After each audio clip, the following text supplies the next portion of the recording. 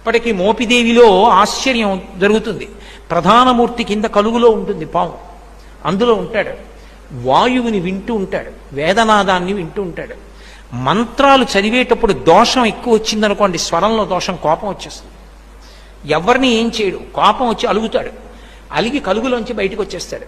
బయటకు వచ్చేసి ఎదురుకుండా తొట్టు ఉంటుంది, అందులోకి పోయి పడుకుంటాడు. నేను లోపల ఉండనంటాడు. నాదం తప్పు వస్తోంది, స్వరం తప్పు వస్తోంది, నేను విన్నా మంత్రం అంటాడు. అప్పుడు వచ్చి మళ్ళీ స్వరంతో చదువుతారు మంత్రం. చదివి తప్పు అయిపోయిందయా, క్షమించు, నీ యథాస్థానాన్ని చేరమని అడుగుతారు. అప్పుడు ఒకసారి మళ్ళీ ఆ బుట్టలోంచి పైకి లేచి మళ్ళీ వెళ్ళిపోతాడు.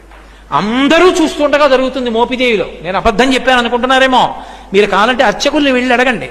కిందే ఉంటుంది కలుగు, అందులోనే పడుకుని ఉంటాడు. అందరూ చూస్తుండగా బయటకు వస్తాడు. స్వరం తప్పినా, అనాచారం ఎక్కువైపోయినా బయటకు వచ్చేసి అలకపాన్ పెక్కి పడుకుంటాడు.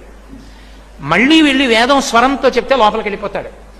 ఆ నాదాన్ని ఇష్టపడతాడు కాబట్టి సర్పరూపంలో పడుకుంటాడు. చిన్న అపరాధం జరిగింది, ఒకసారి బ్రహ్మగారిని నిగ్రహించాడు. ఆ కారణానికి వచ్చి పుట్టలో పడుకుని ధ్యానం చేశాడు.